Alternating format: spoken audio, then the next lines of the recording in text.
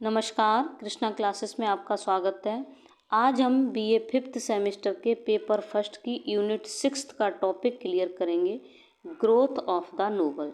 तो यूनिट 6 है हमारी 17th century and 18th century. तो इस यूनिट का टॉपिक कौन सा है? टॉपिक नंबर 2 है।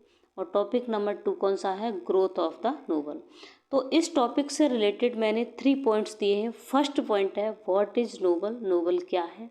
सेकंड है ग्रोथ ऑफ नोवेल, नोवेल की ग्रोथ। और थर्ड है 4 व्हील्स ऑफ नोवेल। और नोवेल के 4 व्हील्स कौन कौन से थे? उपन्यास के 4 पहिए। ओके, तो सबसे पहले ये जानेंगे कि नोवेल क्या है। ओके, क्योंकि नोवेल की ग्रोथ समझने से पहले हम सबसे पहले ये जानेंगे कि नोवेल क्या होता है।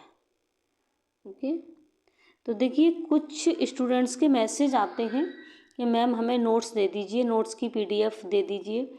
तो यदि आपको नोट्स की पीडीएफ चाहिए किसी भी सेमेस्टर की, first, second, third, fourth, sixth, अभी खैर हम फिफ्थ में पढ़ रहे हैं, सिक्स्थ की भी आगे, तो डिस्क्रिप्शन बॉक्स में जो व्हाट्सएप नंबर दिया है उस पर मैसेज करेंगे और वहीं पर आपको 4 बता दिया जाएगा और आप नोट्स की पीडीएफ आपके व्हाट्सएप नंबर पर सेंड कर दी जाएगी। ओके, तो देखेंगे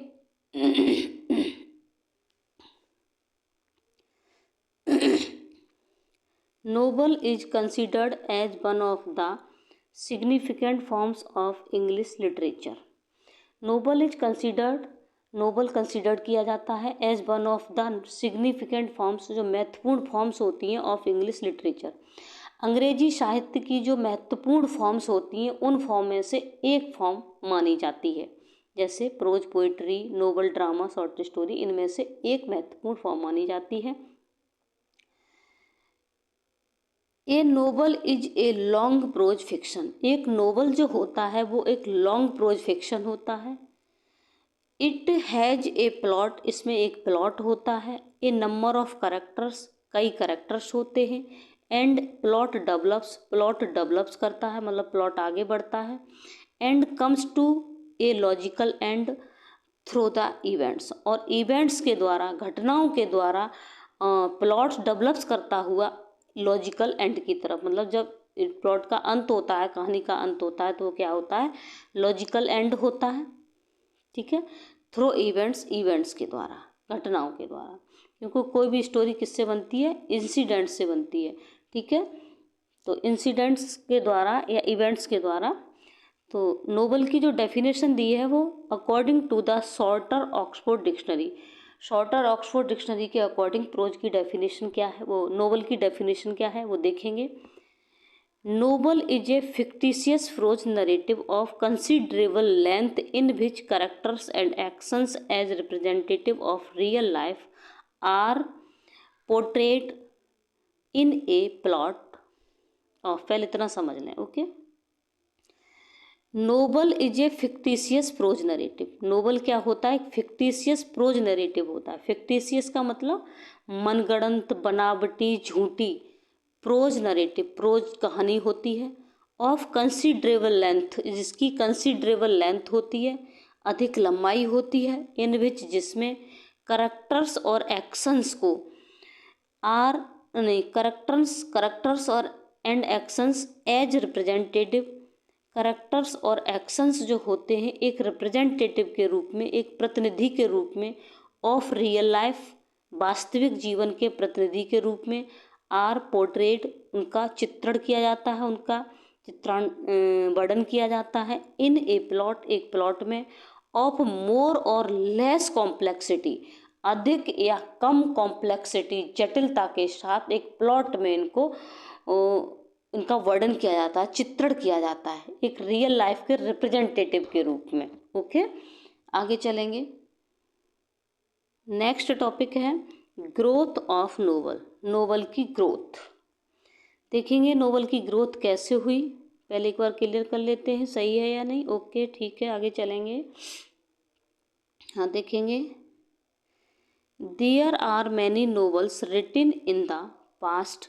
देयर आर मैनी नोवेल्स, बहुत से नोवेल हैं, रिटेन इन द पास्ट जो पास्ट में लिखे गए, but it gained popularity during the 18th century, लेकिन इसने 18th सेंचुरी में 18वीं शताब्दी में पॉपुलरिटी गेन की, पॉपुलरिटी प्राप्त की।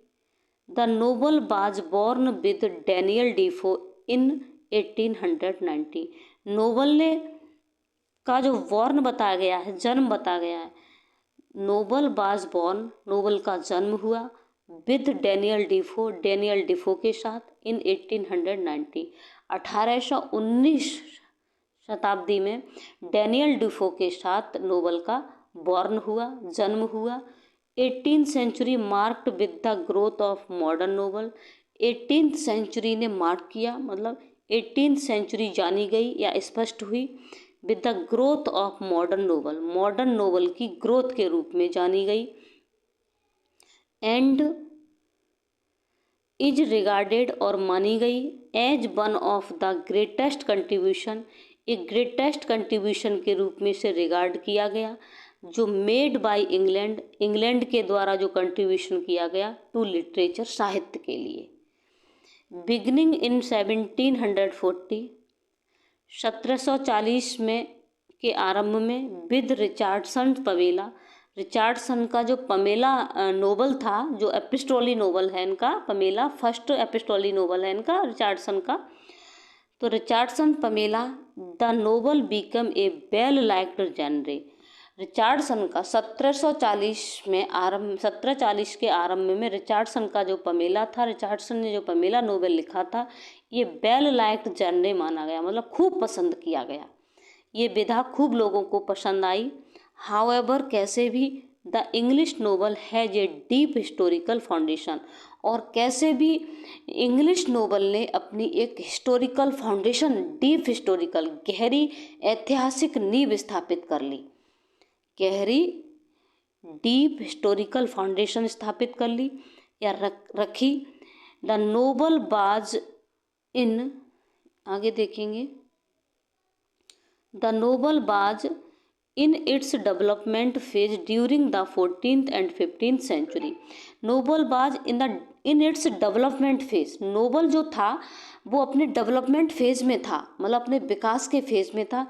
During the 14th and 15th century, मतलब 14वीं और 15वीं शताब्दी में भी नोबल जो था अपने विकास के फेज में चल रहा था। The novel back then took the form of romantic tales based on the romantic incidents and adventures. Novel ने बैक देन टुक का मतलब फिर से रूप ले लिया, बैक देन टुक मीन्स ले लिया, द फॉर्म मीन्स रूप ऑफ द रोमांटिक टेल्स। फिर नोबल ने किसका रूप ले लिया? रोमांटिक टेल्स, रोमांटिक कहानियाँ बेस्ड जो आधारित होती थी रोमांटिक इंसिडेंट्स पर, रोमांटिक घटनाओं पर एंड रोमांटिक एडवेंचर्स पर, उपलब्धियों पर आधारित होती थी। नेक्स्ट आगे चलेंगे। Scholars and critics have divided the novel of 18th century in many categories. Scholars और क्रिटिक्स ने जो 18th सेंचुरी नोवेल्स था वो कई कैटेगरीज में डिवाइड किया है। Divided novels of 18th century in many categories, कई कैटेगरीज में। वो कौन कौन सी कैटेगरीज थी आगे देखेंगे। The novel started with travelogues, novel की जो स्टार्टिंग हुई, नोवेल जो स्टार्ट हुआ वो किसके साथ? ट्रैवलॉग्स के साथ। मतलब ट्रैवलॉग्स का मतलब यात्रा वृतांत। जो टाइप्स ऑफ प्रोज होते हैं ना, ऑटोबायोग्राफी, बायोग्राफी, ट्रैवलॉग, कई प्रकार की टाइप्स ऑफ प्रोज होते हैं। ट्रैवलॉग से इसकी स्टार्टिंग हुई, ट्रैवलॉग लिखा गया। द स्टोरीज और ट्रैवलॉग्स क्या होते थे ये देखेंगे। स्टोरीज कहानियाँ होती थी रिलेटिंग, संबंधित। The adventures of travellers, travellers जो होते थे, यात्री जो होते थे, उनकी उपलब्धियों से संबंधित कहानी होती थी।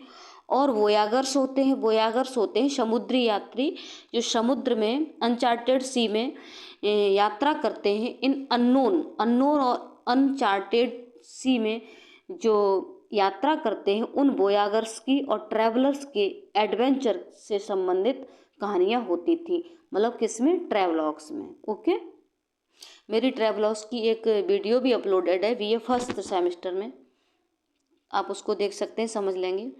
फिर आगे देखेंगे द अर्लीस्ट ऑफ देम, इनमें से सर्वप्रथम पहली वो क्या था, इज डैनियल डीफोस रॉबिन्सन क्रूशो। और इनमें से जो सर्वप्रथम पहला जो था वो कौन था, डैनियल डीफो का रॉबिन्सन क्रूशो था। ओके, ट्रैवलॉग्स। और क्या था, स्विफ्ट का गुलिवर्स ट्रैवलर, स्विफ्ट का गुलिवर ट्रैवलर्स और डैनियल डीफो का रॉबिन्सन क्रूशो। ये जो है आपको ये पता होने चाहिए। ओके, क्योंकि ये वेरी शॉर्ट में यदि आपका पेपर ऑब्जेक्टिव आता है तो ऑब्जेक्टिव में भी पूछ सकता है, और यदि आपका पेपर थॉर्टिकल आता है, लॉन्ग शॉर्ट और वेरी शॉर्ट टाइप आते हैं, तो वेरी शॉर्ट में भी कहीं से पूछ सकता है। इसलिए किसी भी टॉपिक को हमें डीप एंड वाइड पढ़ना चाहिए। The next is the picaresque novel. इसके बाद कौन से आए, पिकारेस्क्यू नोवेल आया, मतलब ट्रैवलॉग्स के बाद कौन सा नोवेल आया, द पिकारेस्क्यू नोवेल आया। इन विच, जिसमें द हीरो इज रग, मतलब हीरो जो होता था वो रग होता था, दुष्ट बदमाश व्यक्ति होता था, एंड ए बैड करेक्टर, और एक बुरा करेक्टर होता था। मतलब पिकारेस्क्यू नोवेल जो होता था उसमें जो वैसे प्रोटोगोनिस्ट जो होता है, हीरो जो होता है वो रग पर्सन होता है, दुष्ट निकम्मा व्यक्ति होता है। Who wanders from place to place, जो एक प्लेस से दूसरे प्लेस तक वांडर करता है, भटकता है, घूमता है। एंड एनकाउंटर्स, सामना करता है, मैनी एडवर्सरीज, बहुत सारी एडवर्सरीज का मतलब शत्रुओं का, अपोनेंट्स का, विरोधी पक्षों का सामना करता है। हु आर इक्वली रगिश, जो उसके इक्वली रगिश होते हैं, मतलब उसके इक्वली ही बराबर के दुष्ट होते हैं, बराबर ही बदमाश होते हैं, उनको वो एनकाउंटर्स करता है। आगे नेक्स्ट चलेंगे। फॉर एग्जाम्पल, जैसे कि हेनरी फील्डिंग्स का टॉम जोन्स। हेनरी फील्डिंग्स का टॉम जोन्स जो नोवेल है, पिकारेस्क्यू नोवेल का बहुत अच्छा एग्जाम्पल है, बेस्ट एग्जाम्पल है। आगे देखेंगे, एपिस्टोलरी नोवेल कम्स नेक्स्ट। इसके बाद एपिस्टोलरी नोवेल आया, इन विच, जिसमें प्लॉट डेवलप्स, जिसमें जो कथानक है, प्लॉट है, वो डेवलप्स करता है। एंड कम्स टू एंड, और कम्स टू एन एंड, अंत की ओर आता है, through the medium of letters, letters के माध्यम से, या लेटर्स के माध्यम से इसका अंत होता है। मतलब ये ऐसा नोवेल होता है जिसमें जिसका माध्यम लेटर होता है, लेटर्स के द्वारा इसको लिखा जाता है। एग्जाम्पल, रिचर्डसन्स पमेला, ये एपिस्टोलरी नोवेल का one of the best example है रिचर्डसन का पमेला। ओके, ध्यान रखेंगे। गॉथिक नोवेल और the novel of terror also appeared in the period. और गॉथिक नोवेल और novel of terror, Gothic novel और नोवेल ऑफ टेरर भी इसी टाइम पीरियड में अपेयर्ड हुए। और हॉरेस वालपोल, जिनका बर्थ हुआ 1717 में और डेथ हुई 1797 में, is regarded as of the father of it. Horace Walpole जो इसके फादर के रूप में माने जाते हैं, इसके पिता के रूप में इन्हें रिगार्ड किया जाता है, माना जाता है। आगे देखेंगे। अब देखिए यहाँ पर क्वेश्चन बनता है आपका, शॉर्ट में भी पूछ लेता है, what are the 4 wheels of the novel. Novel के 4 व्हील्स कौन कौन से हैं। Discuss the 4 wheels of the novel, या comment on the short note on the 4 wheels of the novel. यहाँ पर आपका क्या बनता है, वेरी शॉर्ट भी क्वेश्चन बन जाता है और शॉर्ट भी बन जाता है। और शॉर्ट इसलिए बन जाता है कि 4 व्हील्स के बारे में आप थोड़ा डिटेल लिखेंगे तो 2-3 पेज का हो जाएगा, 2 पेज का।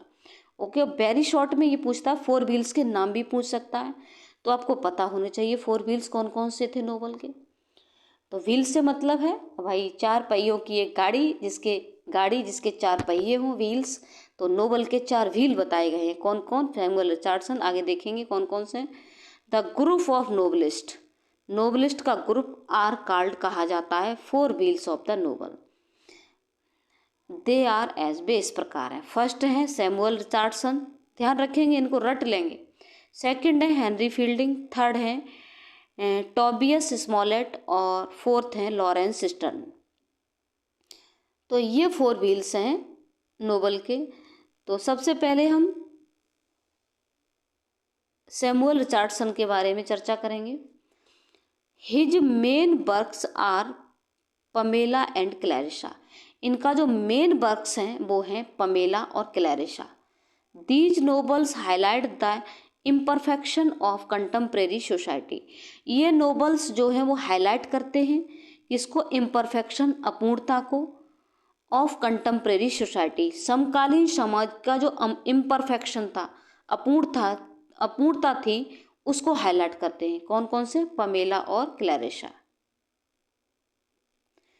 इन ऑल दीज नोवेल्स, इन सभी नोवेल्स में the method of narrative, narrative का वर्णन का जो मेथड है इज थ्रू लेटर्स, लेटर्स के थ्रू है। मैंने अभी थोड़ी देर पहले बताया था। पमेला जो एपिस्टोलिक नोवेल का बेस्ट एग्जाम्पल है, और इसमें जो नरेटिव का जो मेथड होता है वो क्या होता है? लेटर्स के थ्रू होता है। और मेरे ये सभी प्रकार के नोवेल्स की वीडियो अपलोडेड है। Picaresque novel, epistolic novel, domestic novel, regional novel, जो सेकंड पेपर में सेकंड यूनिट है हमारी, सभी प्रकार के नोवेल्स के बारे में मेरी एक वीडियो सेकंड यूनिट पूरी अपलोडेड है। उसमें आप डीप इसके बारे में, सबके बारे में पढ़ सकते हैं। इट इज कॉल्ड एपिस्टोली मेथड, इसे एपिस्टोली मेथड कहते हैं। Richardson could not get proper recognition for that was the period of fast action. Richardson could not get proper recognition, could not gate, नहीं प्राप्त कर सके, प्रॉपर रिकॉग्निशन, एक उचित पहचान, for that by the period of fast action, fast action के period में, जो क्या था? That was the period of fast action, जो फास्ट एक्शन का पीरियड था। In place of deep thinking, यहाँ मैं डी रिकॉर्ड नहीं चला सकती, यहाँ गड़बड़ हो जाएगा, ऐसे ही देखेंगे। In place of deep thinking, deep thinking के प्लेस में और फास्ट एक्शन के पीरियड में वह एक अपनी प्रॉपर रिकॉग्निशन नहीं बना सके। कौन? रिचर्डसन। ये इनका दुर्भाग्य था। ओके, आगे देखेंगे, सेकंड है Henry Fielding. Henry fielding, the popular method of narrative. आगे एक बार चेक कर लेते हैं, सही है? हाँ ठीक है।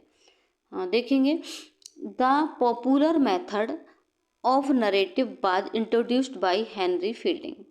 Popular method of narrative, narrative का पॉपुलर मेथड इंट्रोड्यूस किया गया, प्रस्तुत किया गया by Henry Fielding, Henry Fielding के द्वारा।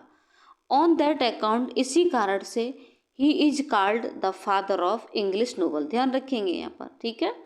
इसी कारण से उन्हें इंग्लिश नोवेल का फादर भी कहा जाता है, इंग्लिश नोवेल का फादर कहा जाता है। Henry fielding established Andrew Joseph. Henry fielding ने हेनरी फील्डिंग ने पब्लिश्ड किया एंड्रयू जोसेफ नोवेल, जो कब किया था? 1742 में, टू रिडिक्यूल रिचर्डसन पमेला। तो हेनरी फील्डिंग जो है इंग्लिश नोवेल के फादर कहे जाते हैं। तो इन्होंने क्या किया? एक एंड्रयू जोसेफ नाम का एक नोवेल जो था वो पब्लिश किया 1742 में, जिसने रिचर्डसन का जो पमेला था, बेस्ट एग्जाम्पल था एपिस्टोलिक नोवेल का, उसको रिडिक्यूल किया, मतलब उसकी खिल्ली उड़ाई, मजाक बनाते हुए मतलब पब्लिश किया। He contributed immortal novel Tom Jones. उन्होंने एक टॉम जोन्स नाम का इमॉर्टल नोवेल कंट्रीब्यूटेड किया। उन्होंने टॉम जोन्स नाम का एक इमॉर्टल नोवेल लिखा जो बहुत अमर है, बहुत जाना विख्यात है। That changed the concept of hero in literature, जिसने साहित्य में हीरो के कंसेप्ट को चेंज कर दिया। That changed the concept of hero in literature, साहित्य में। Tom Jones is a foundling. Tom Jones एक फाउंडलिंग है। Who falls in corrupt relationship with many ladies young as well as aged. He falls corrupt relationship, उसके corrupt relationship होते हैं with many ladies, कई महिलाओं के साथ, जो यंग भी हैं एज वेल एज एज्ड, और जो एज्ड भी हैं, मतलब वो कई महिलाओं के साथ उसके संबंध होते हैं जो यंग और एज्ड भी हैं। Once and one of them as his supposed mother, और उनमें से एक उसकी सपोज्ड मदर के रूप में है, मतलब उसके मदर के जैसी। भी ऑल्सो मीन्स भी। The novel preach a practical morality, ये नोबल हमें एक प्रैक्टिकल मॉरलिटी का उपदेश देती है। ये नोबल हमको एक प्रैक्टिकल नोबल का उपदेश देता है। नोबल प्रीच से उपदेश देता है ए प्रैक्टिकल मॉरलिटी का। The plot of the novel, novel का जो प्लॉट है, इज सो परफेक्टली प्लान्ड, इतना परफेक्टली प्लान्ड किया जाता है, दैट कि ईच एंड एवरी इंसिडेंट, प्रत्येक इंसिडेंट को कैन बी कैलकुलेटेड, प्रत्येक घटना को कैलकुलेटेड किया जा सकता है। Fielding gives his theory of novel, Fielding जो है गिव्स देते हैं हिज थ्योरी ऑफ नोबल, अपने नोबल की theory, as A mock heroic epic in prose, prose में एक मॉक हेरोइक एपिक के रूप में अपने नोबल की थ्योरी को देते हैं। अब थर्ड व्हील को देखेंगे। थर्ड व्हील कौन थे? Tobias Smollett. तो ही इज नोन, जिन्हें जाना जाता है, फॉर हिज पिकारेस्क्यू नोबल, अपने पिकारेस्क्यू नोबल के रूप में। रॉड्रिक रैंडम विच पोर्ट्रेट्स, जो इनका नोबल है, रॉड्रिक रैंडम विच पोर्ट्रेट्स, जो वर्णन करता है, चित्रण करता है। द लाइफ ऑफ रग हीरो, एक रग हीरो की लाइफ को, एक दुष्ट हीरो की लाइफ को का चित्रण करता है। अंटिल, जब तक, हिज मैरिज, उसकी शादी, विद ए लॉयल, एक वफादार, ब्यूटीफुल एंड इनक्रेडिबल, विश्वसनीय लड़की से नहीं होती है। मतलब ये जो है इनका जो रॉड्रिक रैंडम जो नोबल है, जो एक रग हीरो की लाइफ का पोर्ट्रेट करता है, जिसमें एक रग पर्सन की, रग हीरो की शादी किसके साथ? एक लॉयल, ब्यूटीफुल, इनक्रेडिबल गर्ल्स के साथ होती है, वो जब तक नहीं होती है। हिज अदर पॉपुलर नोवेल्स, इनके जो अदर पॉपुलर नोवेल्स हैं वो Peregrine Pickle and Humphry Clinker. These novels are full of social criticism, इनके ये जो पेरेग्राइन पिकल और हेम्फ्रे क्लिंकर जो नोवेल हैं, ये क्या है?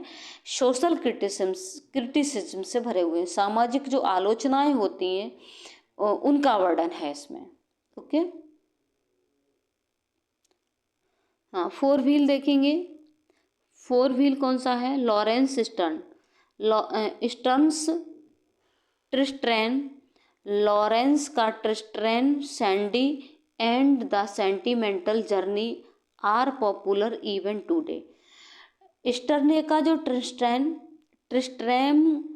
सैंडी नोवेल है और सेंटिमेंटल जर्नी जो नोवेल है वो आज भी पॉपुलर हैं। दीज नोवेल्स, ये novel are in the fact collection of story, ये नोवेल जो हैं क्या है? इनफैक्ट वास्तव में एक कलेक्शन ऑफ स्टोरी का कलेक्शन है। He creates characters of fantasy, he creates, वो क्रिएट्स करते हैं करेक्टर्स को, ऑफ फैंटेसी। फैंटेसी का मतलब होता है एक कल्पना, काल्पनिक या वास्तविक, काल्पनिक एक वास्तविकता से दूर, ठीक है, फैंटेसी होता है। बट सक्सीड्स, सफल होते हैं, इन कैप्टिवेटिंग का मतलब है मोहक करने में, लुभावने में, the attention of his readers. He creates, वह क्रिएट्स करते हैं करेक्टर्स ऑफ फैंटेसी, काल्पनिक करेक्टर्स को क्रिएट करते हैं वो अपने नोवेल में। रियल करेक्टर नहीं तो काल्पनिक करेक्टर होते हैं उनके। बट सक्सीड्स, और सफल होते हैं, in captivating the attention of his readers, और अपने रीडर्स के अटेंशन को कैप्टिवेटिंग करने में, लुभाने में, मोहित करने में सफल होते हैं। His characters live in a world of their own, इनके करेक्टर्स अपने स्वयं के वर्ल्ड में रहते हैं, अपने स्वयं का एक रियल वर्ल्ड होता है उसमें रहते हैं। ओके, इस तरह से ये हमारा कॉन्सेप्ट क्लियर हो जाता है। किसका? Growth of novel. Okay, thank you. Next video में नेक्स्ट टॉपिक के साथ मिलेंगे, तब तक के लिए धन्यवाद।